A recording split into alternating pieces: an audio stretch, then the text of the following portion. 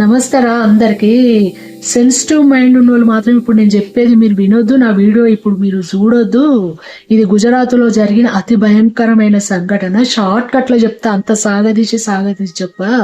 15 ఏళ్ల పిల్లగాడు అన్న వదినని చంపి ఇంట్లో పాతి పెట్టిండు. ఇది గుజరాత్లో జరిగింది. ఆ పిల్లగాడు పాల కేంద్రంలో పనిచేస్తాడట, తాగుబోతోడు, తిరుగుబోతోడట. అన్న మందలిస్తాడు కదా. ఈ అక్టోబర్ 16వ తారీఖు తమ్ముడిని మందలిచ్చిండట, గొడవ పెద్దగా అయిందట.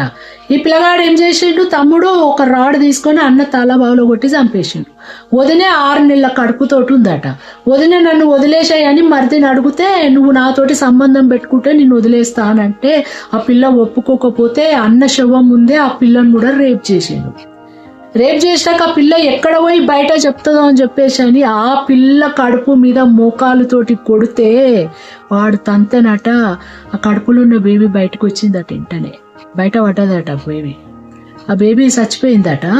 వదినను గొంతు నులిమి వదినని చంపేసి, తల్లి ఉంటుంది కదా మహాతల్లి, అమ్మ నిన్నైతే ఇక ఏ చెప్పుతోటి కొట్టాలనో తెలియదు కానీ కొడుకు సహకరించి ఎవ్వరికి తెలియద్దని ఆ ఇంట్లోనే గొయ్యి తవ్వి తల్లి కొడుకులు ఇద్దరు కలిసి ఆ పుట్టిన బేబీని వదినను అన్నని పాతి పెట్టేసిండు వాడు.